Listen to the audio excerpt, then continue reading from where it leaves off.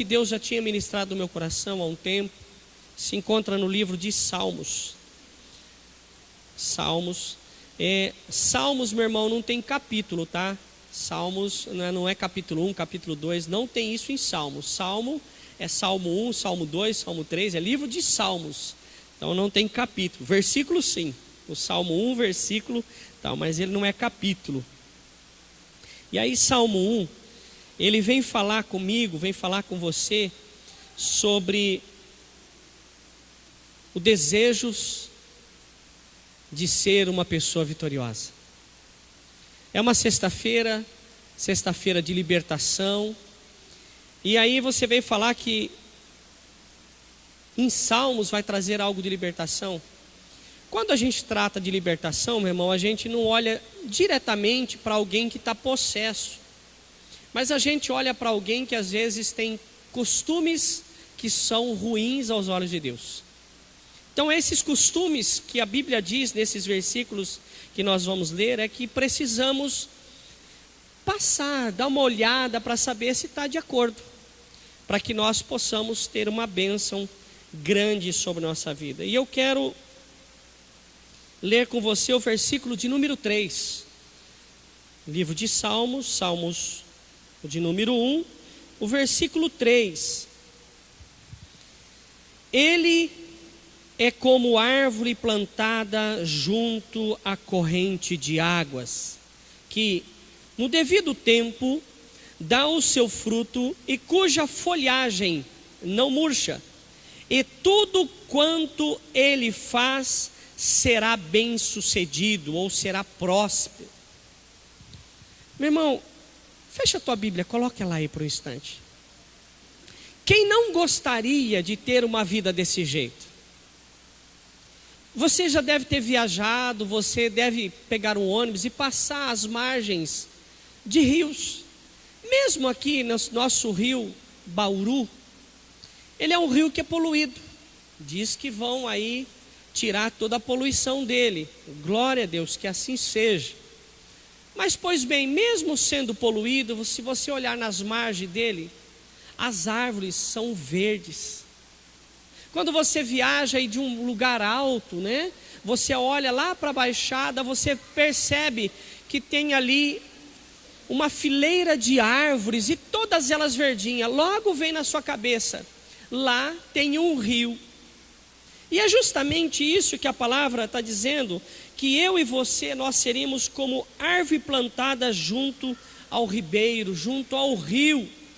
Então ele diz que eu e você, nós temos que ser esta árvore, e o rio que ele está se referindo, não é um rio lá distante não, mas o rio que ele está falando é Deus, é o Senhor, é a sua palavra. E ele continua dizendo que no devido tempo, olha meu irmão, no momento de necessidade, no momento que nós precisamos, no momento certinho, no devido tempo, dá o seu fruto. Meu irmão, quem não gostaria de no momento de necessidade ter o fruto necessário? Só que às vezes nós esquecemos que o Senhor fala que Ele é a videira e nós somos o ramo. Quando nós somos chamados de ramo, nós somos aquela parte que produz fruto na parreira, na vinícola. A parte que Jesus fala que somos é aquela que produz o fruto. Mas se você olhar para uma plantação, para uma árvore que dá fruto, você vai perceber que o fruto que ela dá não vem para ele, não vem para aquele que dá, mas o fruto alimenta outras pessoas que não é aquela que está produzindo o fruto. E já começa um trabalhar de Deus na nossa vida aqui nessa parte. Porque às vezes nós queremos ajudar alguma pessoa, mas imediatamente pensamos que aquela pessoa é obrigada a nos ajudar. Nós entramos em uma corrente, em uma posição que é errada. A gente tem que fazer como o fruto tem que ser dado, e alimenta outra pessoa. E o fruto dela, quando ela der o fruto, esse fruto vai me alimentar. E a gente vivemos em um momento, uma época que é imediatista, que Se nós entrarmos na internet e demorar um pouquinho, a gente aperta o botão 1, 2, 3, 4 vezes, dá um safanão nele e não entra, não vai. Nós somos muito imediatistas. Deus, Ele tem o tempo para dar o fruto. Ele disse que na estação própria, no devido tempo, Ele vai dar o fruto. E às vezes, meu irmão, nós queremos forçar o fruto antes da hora. E quando nós colhemos o fruto antes da hora, ele não termina a sua maturidade, ele não fica ali com a sua produção completa, então vai ficar faltando sabor, vai ficar faltando qualidade. Quem nunca foi no supermercado e comprou uma penca de banana verde? Por que veio verde? Se ela está verde ali no mercado, imagina quando é que ela foi cortada. Há muito tempo atrás, então ela perde sabor, perde qualidade. Quando a gente vai para o sítio, para a chácara, para a fazenda, né? A gente vai lá, de repente, colhe até do pé o fruto. É uma delícia, docinho. Você fala assim, como é que os frutos que eu compro lá no mercado, às vezes são bonitão mesmo, e não tem esse sabor? Claro, foi apanhado antes da hora. E às vezes nós queremos esse fruto antes da hora, e o sabor não vai ser o mesmo. A gente pode até ter o fruto, mas vai ser um fruto que amadureceu na marra.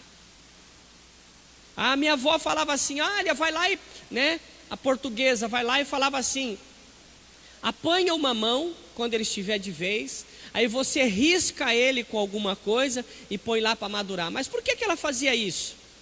Porque tinha os passarinhos que sabiam o tempo exato que a fruta está madura, ia lá e mandava ver. Ela tinha essa preocupação, não que ela fazia mas era preocupação para poder comer do fruto. Nós precisamos aguardar esse tempo de Deus para colher o melhor fruto, para ter frutos com qualidade. Nós queremos tudo na hora. E aí ele continua dizendo no versículo 3 ainda, ele fala assim, dá o seu fruto e cuja folha, a folhagem não murcham. Em algumas traduções está dizendo que ela não cai. Meu irmão, você já percebeu que a gente é tão apressado para comprar as coisas? A gente vai na loja, namora um vestido, namora uma roupa, namora um sapato, enfim.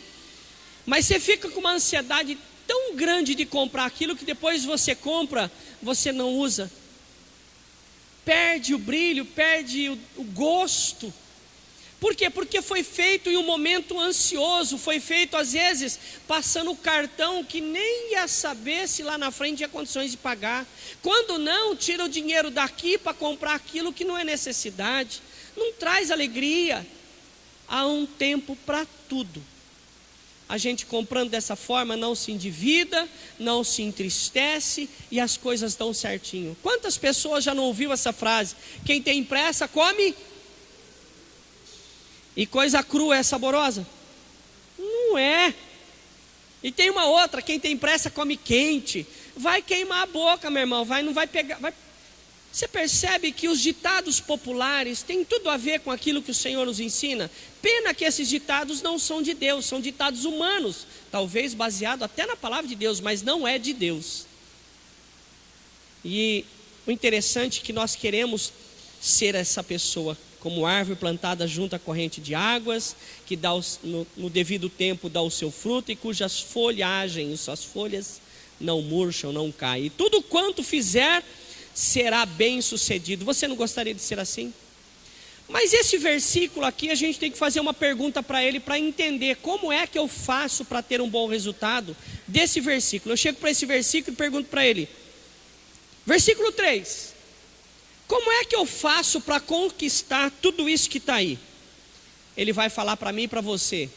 Leia os 2 versículos antes.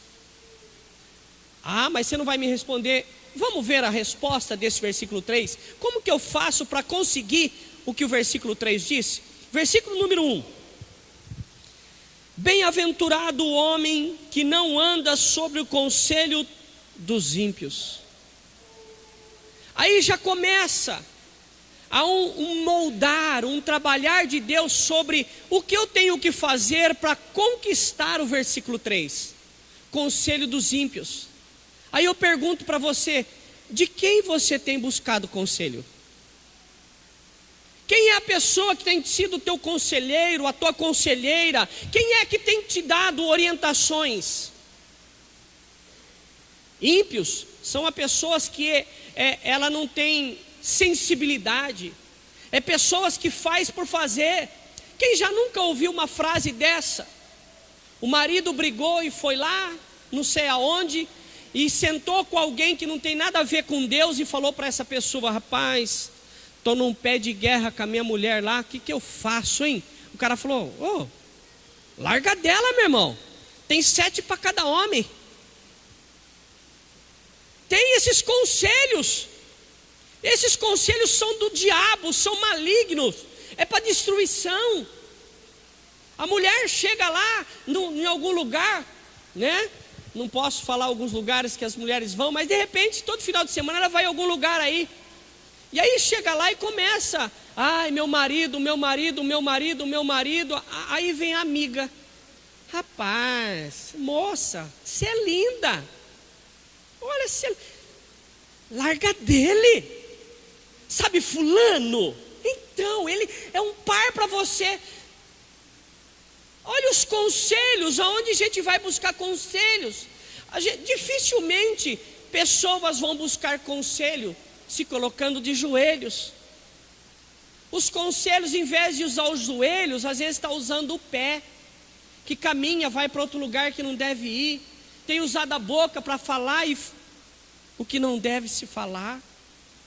Conselho dos ímpios. Quem são as pessoas que têm me dado conselho? De quem você tem recebido conselho? Se você é um empresário, você deve buscar conselho com quem outro empresário. Vai buscar conselho para quem já faliu, quem está falido, ele vai te falir também.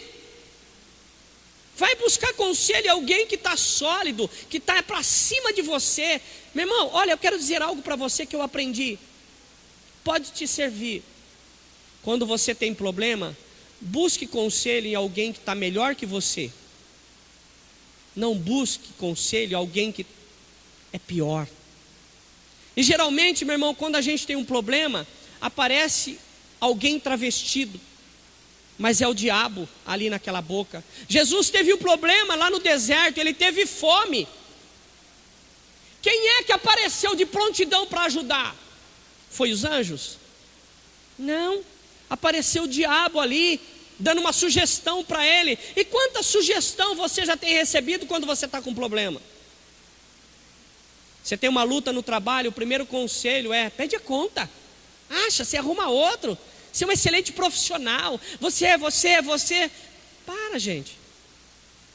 Conselho de ímpios. Quem é que tem te dado conselhos?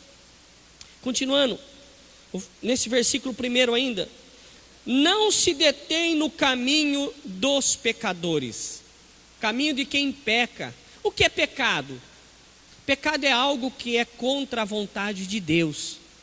Se aquilo não está na palavra que eu estou desejando fazer, meu irmão, sai fora. Não fique nesse caminho, mude de direção, sai desse lugar. O pecado tem arrastado muita gente. Esses conselhos pecaminosos, esses conselhos que é contra a vontade de Deus. Não se detém no caminho dos pecadores. Pessoas que fazem coisas que desagradam a Deus. E, meu irmão, influencia outros. Porque o conselho vindo do maligno, vindo do diabo, na sua primeira vista, ele parece ser uma coisa boa. Ele parece ser algo de Deus. Jesus estava com fome. Mas de repente a sugestão falou assim: você está com fome, você pode transformar essa pedra em pão. A sugestão não era boa, que Jesus fosse saciar a sua fome? A sugestão não era interessante, porque Jesus ia resolver um problema dele? Mas será que isso era a vontade de Deus? Será que o conselho que você recebeu ainda hoje foi um conselho da parte de Deus? Na escola, os jovens têm recebido conselhos dos mais tremendos das amigas e dos amigos. O que você tem feito com esses conselhos? Você tem pedido a aprovação de Deus? Tem entrado na rodinha de quem beija mais? Tem entrado na rodinha de se guardar por casamento na virgindade já é coisa do passado? Como você tem resistido a essas ofertas? Você que é jovem na escola, você que é adulto na faculdade ou qualquer outro lugar, tem resistido o rabo de saia, este pecado, o conselho do ímpio, tem fugido da aparência do mal, a aparência do mal daquilo que está causando em você e a aparência do mal que você causa nos outros. É pecadores, é caminho pecaminosos.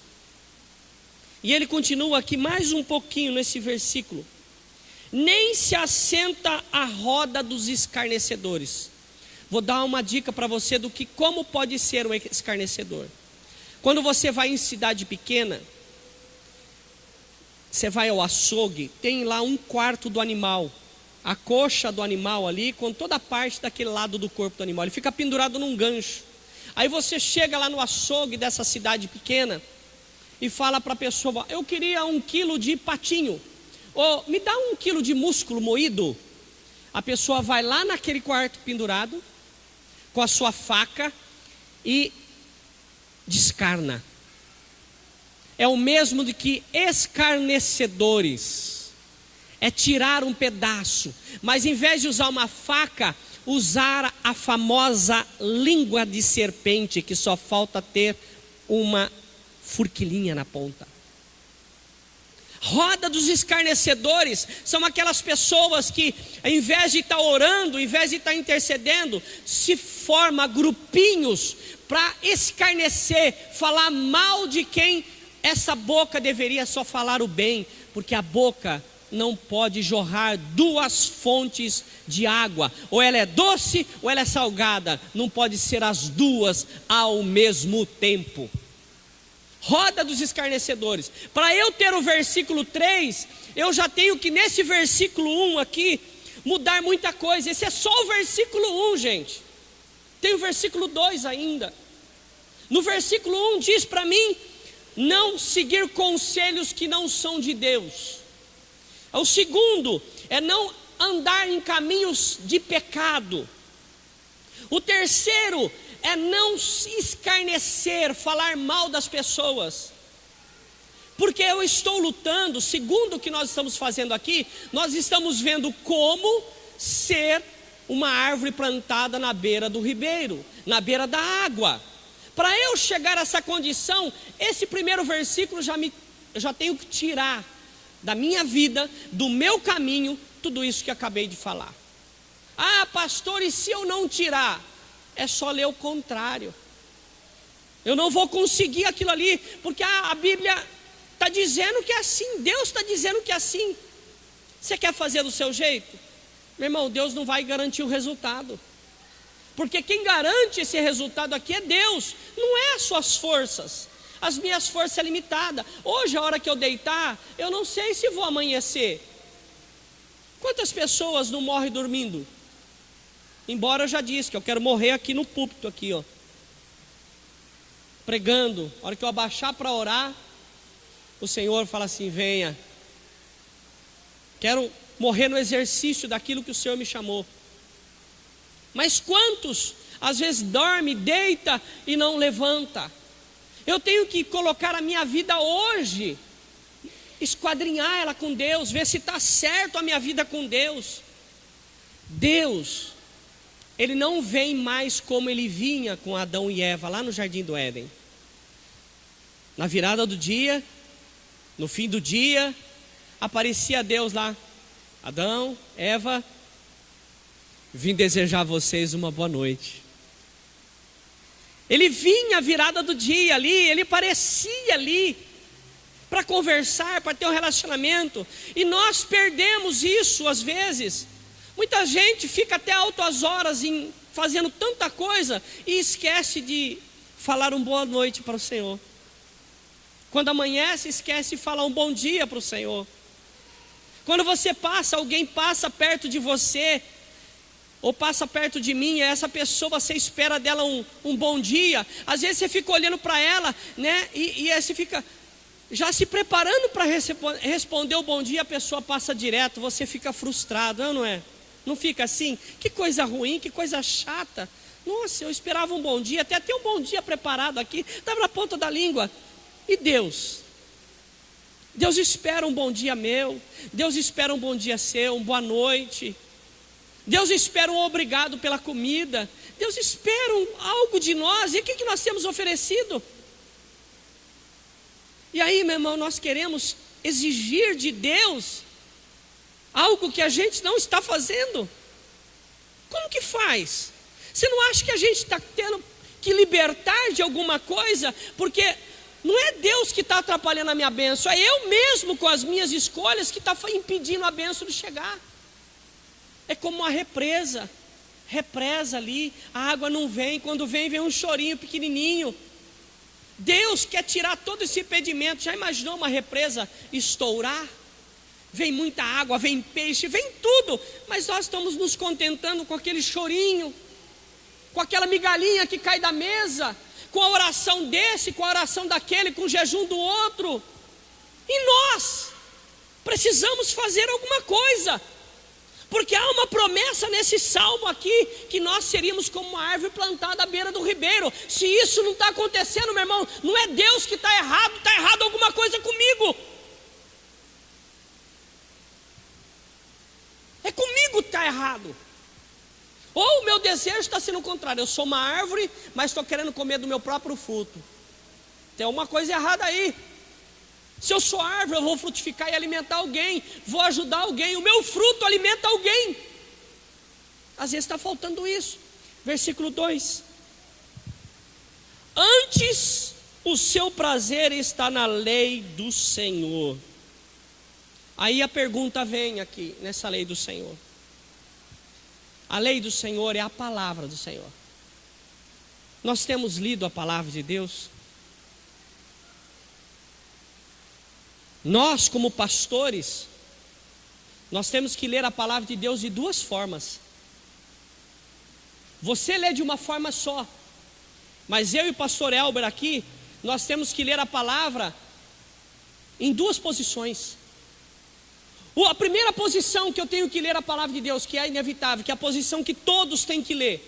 Eu tenho que ler a palavra de Deus, buscando na palavra de Deus um alimento e fortalecimento para a minha vida. Esse é o primeiro. Todo mundo na face da terra tem que ler a palavra de Deus, e o seu objetivo principal é fazer com que a palavra seja uma fonte de alimento para a sua vida. Se eu não estou me alimentando, como que vai ficar as coisas? Ah, pastor, ontem você precisa ver, nós fomos comer um lanche não sei na onde, e compramos um lanche desse tamanho, lanche gigante. Comemos em 14 pessoas e sobrou um pedaço. Que bênção, né? Ai, pastor, e antes, isso foi ontem. Antes de ontem nós fomos numa pizzaria, rodízio, baratinho. Saí de lá que não aguentava nem respirar direito, estava respirando um soquinho, barriga muito cheia. Ah, pastor, outro dia nós fomos comer batata frita. Pastor, jogar aquele ketchup por cima assim com Coca-Cola gelada. Delícia! Será que nós temos nos alimentado da palavra de Deus dessa mesma forma? Ou temos sido um obeso fisicamente e um raquítico magrelo espiritualmente, fraco espiritualmente? Aí vem a luta, sai e cai, não aguenta, não tem força para levantar o braço, porque está forte fisicamente, está bonito, está viçoso, está brilhante. Fisicamente está comendo bastante, está bom, se tem, come, irmão, mas não deixe de se alimentar espiritualmente, lendo a palavra, meditando nessa. Antes o seu prazer é na lei do Senhor. Meu irmão, quantas vezes aqui sentado, e pessoas que estão aqui na igreja hoje, porque aqui de cima, meu irmão, se alguém piscar o olho meio forte eu consigo ver. E a hora que eu começo a pregar, a pessoa, a primeira coisa que ela faz, ela olha para trás do relógio. me coça de falar assim. Quer que eu fale a hora para você, amiga? Amigo? Quando vai comer o lanche, quando vai não sei na onde, vai encher a pança, o pandu, não olha para o relógio. Mas quando vem na igreja, ai, esse pastor. É o seguinte, fica em casa. Fica em casa. Irmão, se eu vim aqui pensando em ir embora, é melhor não vir. Se eu venho aqui e a minha situação está lá, meu irmão, eu estou falando para você, não é porque eu não quero a sua presença aqui, eu quero. Mas você está fazendo mal para você mesmo. Você não está se alimentando. Vem aqui e fica pensando no final do culto do domingo. Ai meu Deus. Ai, será que o meu time ganhou? Ai meu Deus, amanhã é segunda-feira. A hora que o pastor fala assim, levante suas mãos aos céus, receba a bênção apostólica, você já começa a pensar na segunda-feira, já perde toda a pregação, começa a pensar nos boletos, começa a pensar nas contas, começa a pensar na fatura do cartão de crédito. Ei! Deus é aquele que supre todas as suas necessidades. Quero falar algo para você que é muito importante. Quando você vai embora da igreja sem a bênção apostólica, sem a bênção final, você foi embora com o bolso aberto, furado, vai te tomar. Você vai perder tudo que você recebeu aqui por causa da falta disso. Eu vejo aniversários, meu irmão, que as pessoas vão e ficam até tarde da noite. E você quer ver o que eu estou falando? Aniversário só acaba depois que corta o bolo. Cortou o bolo, faz assim. É ou não é? Enquanto não cortar o bolo, ninguém vai embora. Não vai embora. E às vezes quer ir embora, você vai lá no aniversariante, na pessoa, que hora que vai cortar? Não é assim, meu irmão, eu estou louco, eu estou morando, eu sou um ET. E quando se trata das coisas de Deus, não tem cuidado que se tem para fazer isso. Meditar na palavra. Tem gente que sabe o nome de todas as novelas, mas se perguntar para ele, recita o que está escrito em João 3,16, não sabe. Fala para mim o que está escrito em Gênesis 1, Salmo 23, versículo 1, não sabe. Se sabe, sabe pela metade. Mas coisas que não são de Deus, não tem interesse do Senhor, a pessoa sabe fazer com o maior cuidado, sabe fazer com detalhe. Aí depois que é a bênção de Deus e olha para Deus, Deus, você não me dá. Você tem dado tempo para Deus? Tem meditado na lei do Senhor? Olha a segunda parte do versículo 2. E na sua lei, na palavra do Senhor, medita de dia e de noite. Não me responda, meu irmão, por favor. Não quero avexar ninguém, como diz o cearense. Não quero aperrear ninguém. Durante o seu dia, quantas vezes você lembrou na palavra de Deus ou lembrou que Deus existia? Agora eu vou falar um negócio para você. Para ir almoçar, você olhou 3, 4, 5, 6 vezes no relógio. Para ir embora então, sexta-feira, não vejo a hora, e põe no Facebook, sexta-feira, sexta-feira. Eu não vi ninguém com essa alegria para vir para a igreja. Não vejo.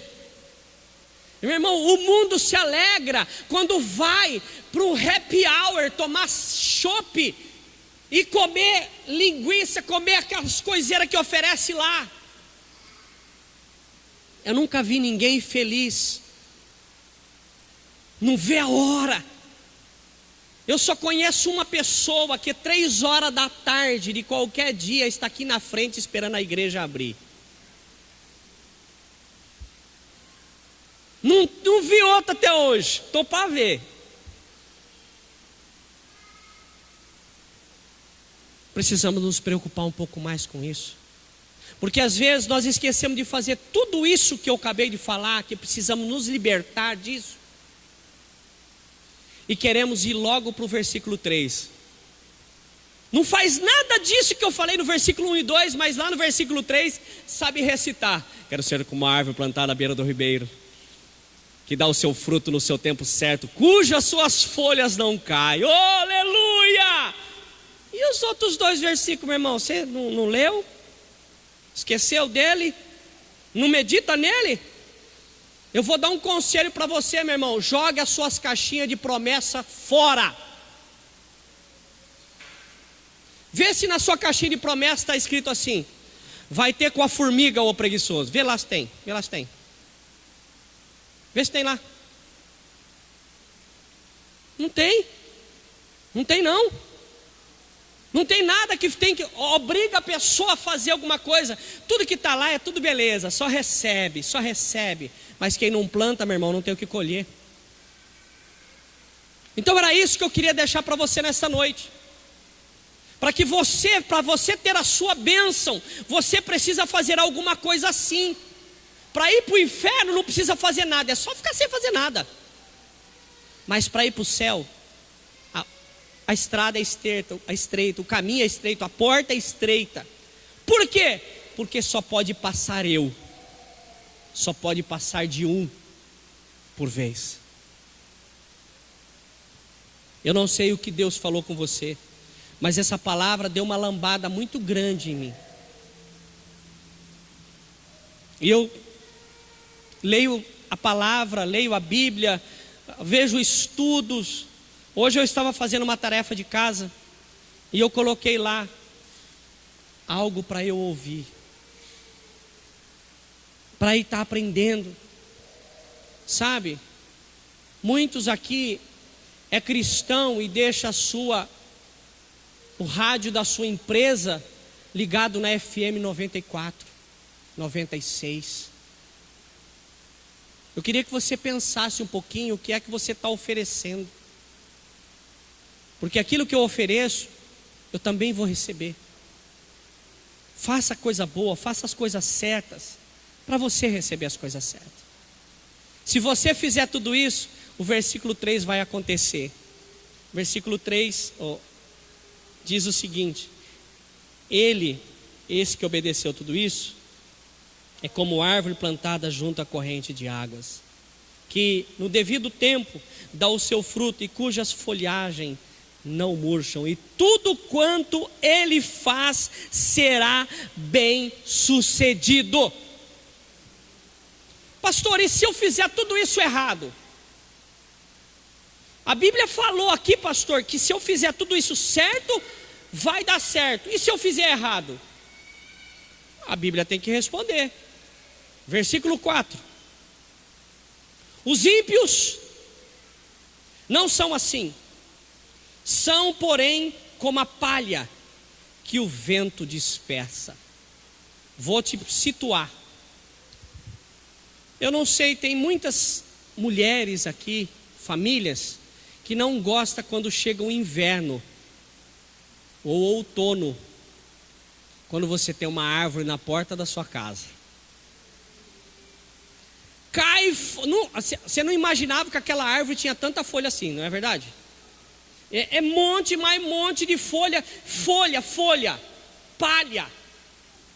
E você percebe que quando o vento bate nessa monte de folha que caiu da sua árvore, irmão, tem dia que a gente chega aqui, tem folha de árvore aqui dentro. Eu falei: Senhor, não tem essa árvore aqui, a árvore é pequenininha. Aí eu vou ver onde que é essa folha da árvore, é da esquina de lá. O vento traz. Para onde o vento soprar, essa folha vai.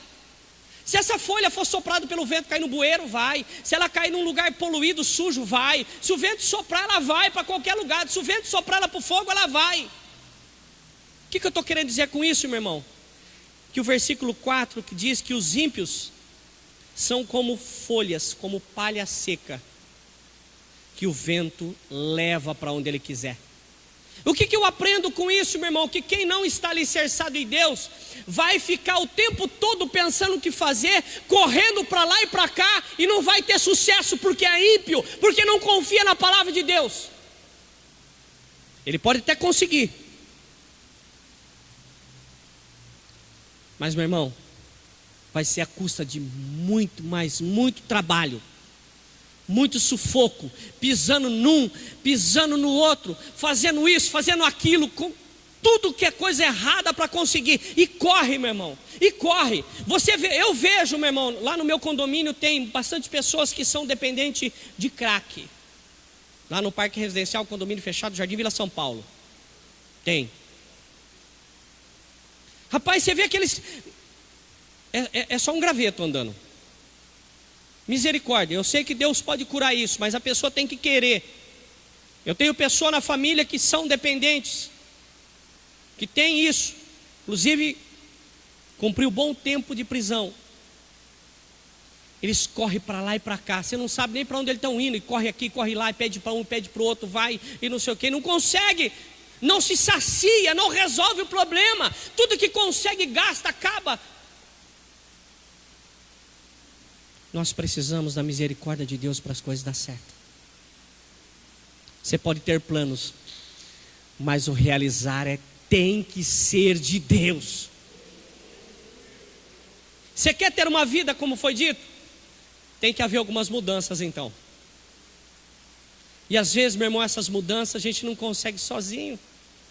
A gente precisa de ajuda. Não ajuda de carregar nas costas, mas ajuda de intercessão, de oração.